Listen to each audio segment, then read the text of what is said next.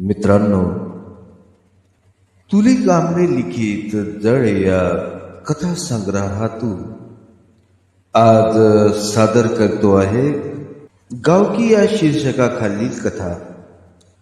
भोयऱ्याला येऊन वर्ष लोटलं. खेडेगावात कोणती वस्तू मिळणार, सरपण मिळत नसेल. दत्तू सुरकाऱ्यांनी इमल्यासाठी धाड तोडले होते. मी सरपण विकत घेतले. घरी आणावयाला गाडीवान अडवणूक करीत खूप पैसे मागू लागले. त्यांना वाटलं मास्तर अडलाय, मनी एवढा दाम दिलं. काहींना वाटायचं महार मास्तर कसं राबाव त्याच्यात. माझा नाविलाज झालेला. शेवटी गफूर गाडीवानांनी काम पत्करलं. सरपण घरी येऊन पडलं. कोण फोडून देणार? मी दगडू मागास फोडण्याचं काम सांगितलं. तो टाळाटाळ करू लागला. कामाला निघून गेला. जातवाले महार फोडून देत नसत पैसे घेऊन सुद्धा. कोण्या मराठ्याच्या दारी कुत्र मेलं तर तातडीनं ओढून टाकतील, पण शाळा मास्तरच्या घरी सरपण फोडून द्यायचे नाही. मी लिंबना गायकवाडला विनंती केली तेव्हा त्यानं सरपण फोडून दिलं. सुशिलानं चहा बनविला. आम्ही चहा घेतला. बिडी ओढत लिंबना जीवनातील अनुभव सांगू लागला. मास्तर, नशीबवान तुम्ही. आमचा जन्म हारहाटीत गेला बघा. गावकी करण्यात, गुबंदकीत, घाण्याच्या बैलावानी ती. उलसा वक्कूत झाला की पाटील पटवारी हमरी तुमरीवर यायचे. किती धडंब्या देऊन पोटाला पोटभर नको. देव बऱ्यावर तुमच्या. चलती तिकडं भलती म्हणतात तसं. आमच्या वस्तीत कुठली शाळा, शिक्षण कुठलं? लहानपणी काय करत होता तुम्ही? मी विचारलं. असंच कुडबी मोकाट हिंडाचं. आयद्यावाने खाऊन मोकाट फिरत.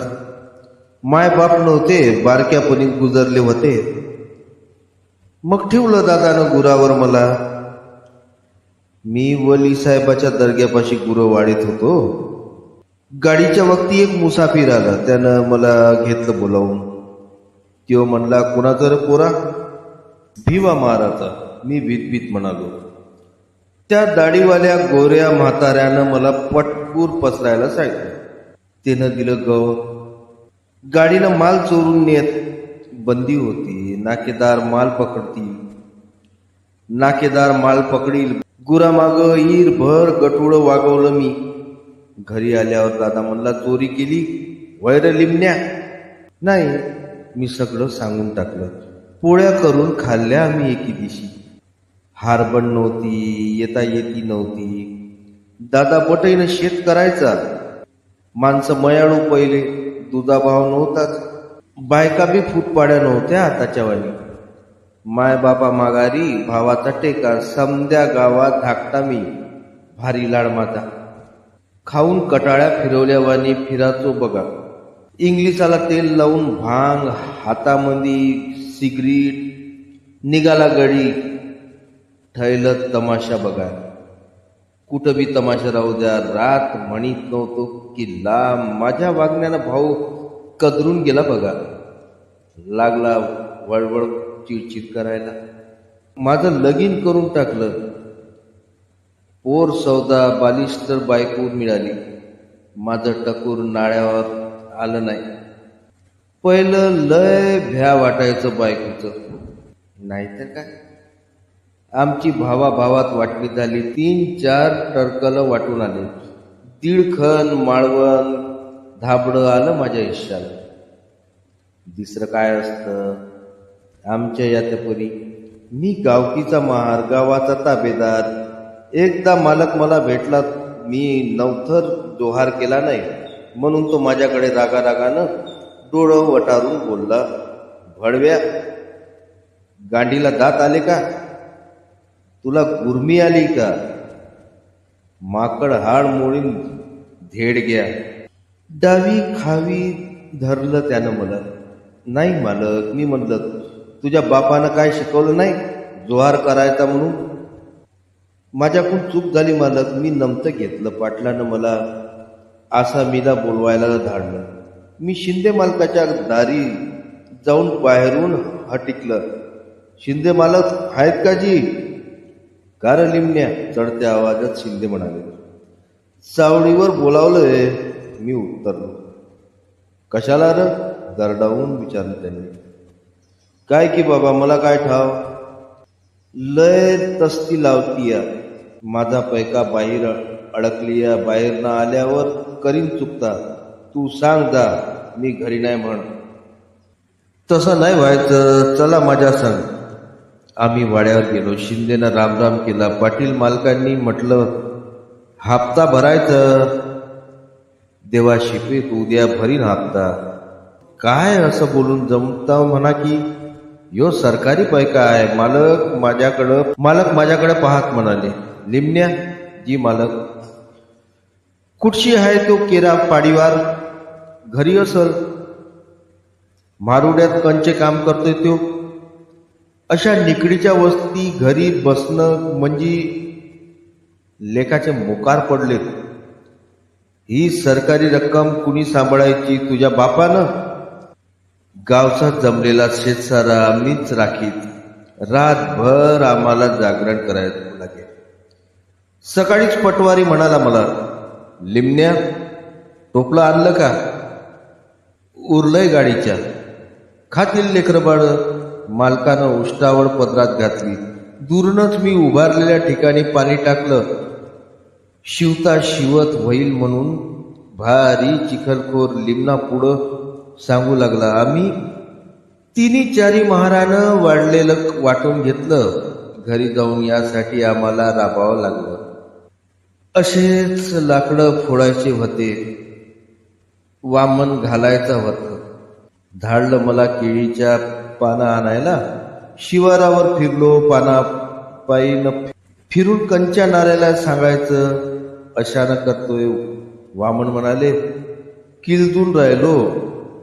पार वकूट टळतो. उष्टावळ पदरी पडली. मालक म्हणाले, उद्या सरकारी कामावर जाणारच. बघ तयारीत जा. येतो मालक. मालकाची पिशवी घेऊन झाडवत गेलो स्टेशनवर. मालकाला गाडीत बसल्यावर घरी आलो. नवाच्या गाडीला स्टेशनवर आलो. खांडोल घेऊन पिशवी वागवावी लागते. मालकानं आम्हाला चावडीवर बोलावलंय.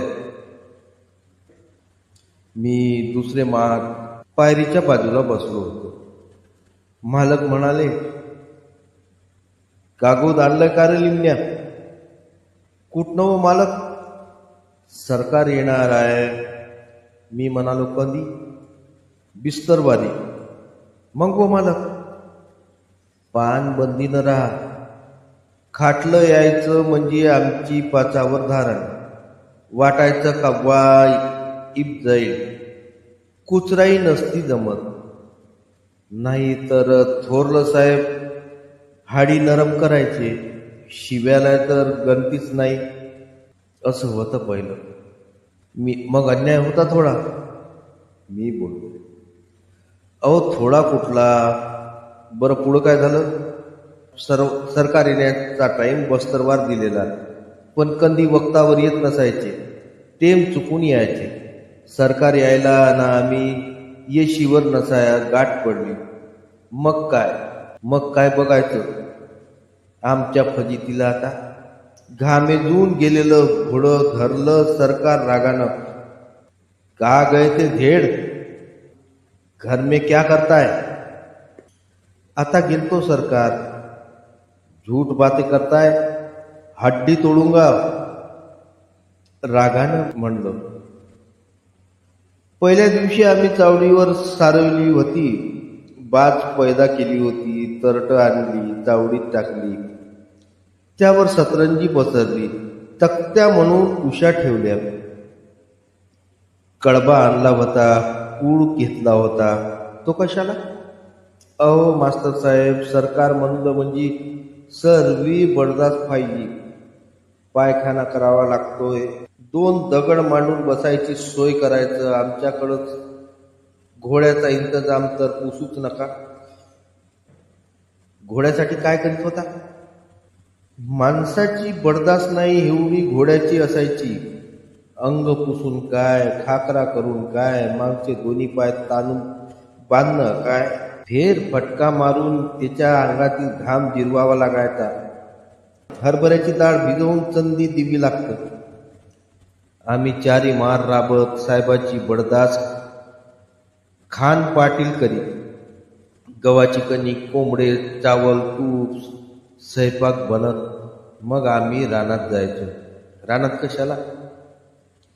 फसवलीला हुरडा आणलेला हरभरा भारे बांधून नदीवर जाऊन तोडून घोड्याच्या खादीची बडदास करावी लागायची. फसवल म्हणता ते कोठून आणावं लागायचं? त्याला काय तोटा?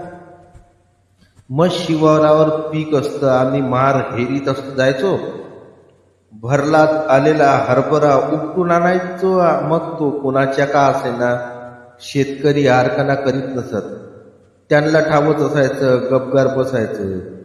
राग असून बळ नसल्यावानी एखाद्यानं बंदी केली की आम्ही जाऊन सांगायचो. मग त्याची हड्डीच नरम व्हायची. तिथपस तर जायचंच कोण? सरकारला विरोध करायला कोणाची माय जाडली आहे? मोंगलाय जमाना होता बोलून चालू.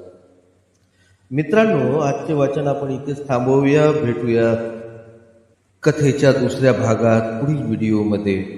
आपणास जर माझी वाचनशैली, माझा हा उपक्रम आवडला असेल तर कृपया चॅनलला लाईक करा, सबस्क्राईब करा आणि शेअर करायला विसरू नका. धन्यवाद.